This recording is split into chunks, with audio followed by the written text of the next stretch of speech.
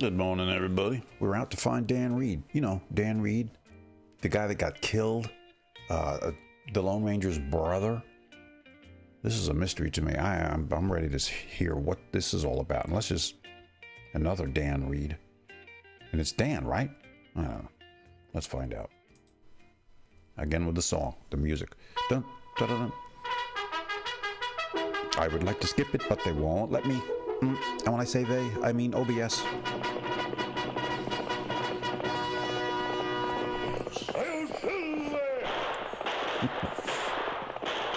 A fiery horse with the speed of light, a cloud of dust, and a hearty hi-yo silver, the Lone Ranger.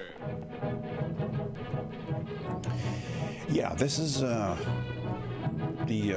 mystery will be solved when we find out who is Dan Reid. And is he still alive? Did he No, couldn't have survived. This is the legend of Dan Reid, the story of how the Lone Ranger found his only living relative. Was the guy at the thing not Dan? Somebody else? I'll have to back check. A long line of prairie schooners moved westward through a valley. Among the pioneers were families with all their worldly goods, and pianos, who planned to seek their fortune in the new frontier. Also, there were several women who had joined the wagon train to meet their husbands, who had previously gone west to make new homes. Suddenly, a blood-chilling cry rang out from the hills. Indians! Brilliantly painted Indians charged from the hills on both sides of the valley. Form a circle with the wagons!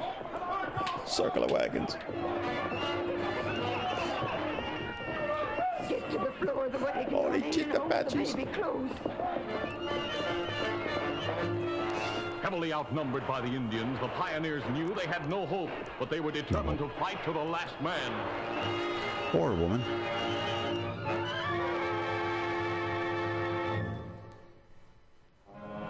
Uh-oh. The savages. It was the following morning when the Lone Ranger and Tonto came upon the scene of the massacre. They drew rein and examined the grim remains of wagons that had been looted, then burned, and the bodies of brave pioneers who had died in their attempt to conquer the West. No survivors. There you go.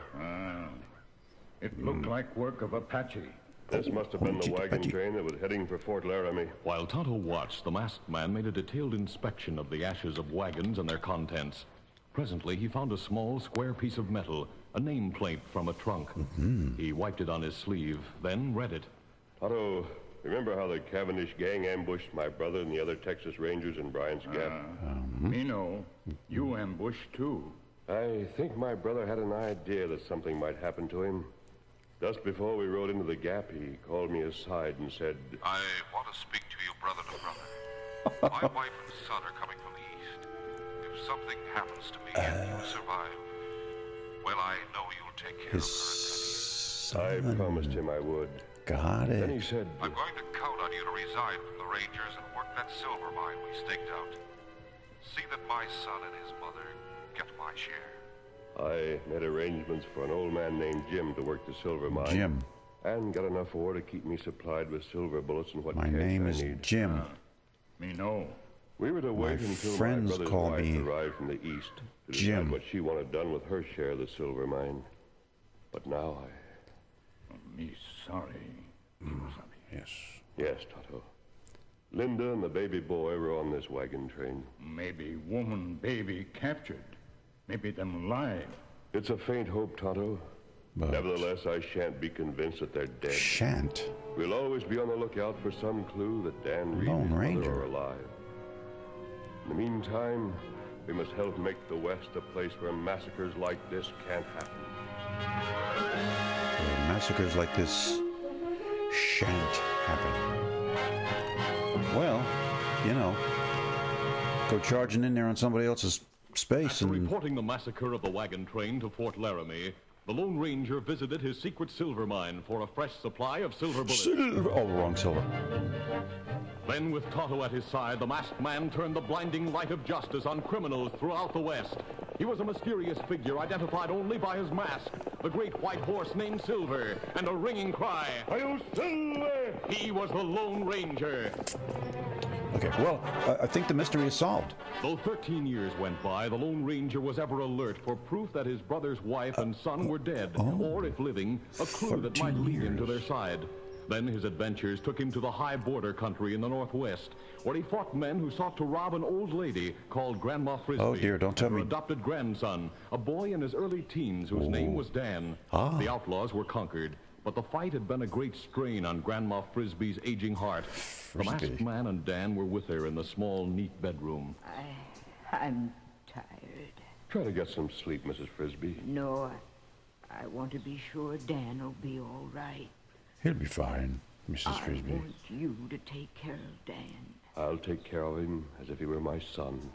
He's just You my want to nephew, know but about his past. He's not really my grandson. No? I'm not. But Grandma Frisbee, I always... Let me talk. There's a small box under the bed. before I backhand you, I'll get it. Grandma Frisbee held the box in her thin, blue-veined hands while she told of coming west in a wagon train. That was over 10 years ago. There was a fine lady traveling with the party, and she had a baby boy. The dying woman told about the Indian attack. I crept away from the scene of the massacre and took the baby with me. I came So, up here near the border. she was and killed then? raised The Dan other as one? My The grandson. mother? Here's a Apparently. little gold locket that he wore around Oh, his crap. neck. More evidence. There are pictures inside. The Lone Ranger opened the locket and looked at the faces of the man and woman as Dan spoke. I wonder who my parents My were. brother. I know them. This man, your father, was my brother.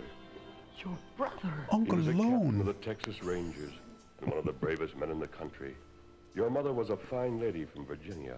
Her name was Linda. I called the baby Dan because it's the name that's on the locket, but I never knew the last name. Dan's last name is Reid, the same as mine. Gosh. I've been looking for you, Dan, Gosh. for many years, ever since your father Golly. died. From now on, if you're willing, we'll travel together. Oh, I'd like that. I'm glad. Would I can, you do Die just now. one thing for me before I you know, sleep? go to the great Would beyond. you take off that mask and show me your face? Why, of course. No. It's a good face. Yes, a good face. Okay, now we Your know. Grandma was a fine woman. It's too bad she had to go. She was certainly good to me. She and your father left you a great heritage. A heritage? Yes. Yeah, you know. They and others like them have handed down to you the right to worship as you choose, Oh, and the right to work and profit from your enterprise. whatever They you're... have given you a land where there is true freedom, true equality of opportunity, a nation that is governed by the people, For by the laws that people. are best for the greatest number. Your duty, Dan, is to preserve that heritage and strengthen it.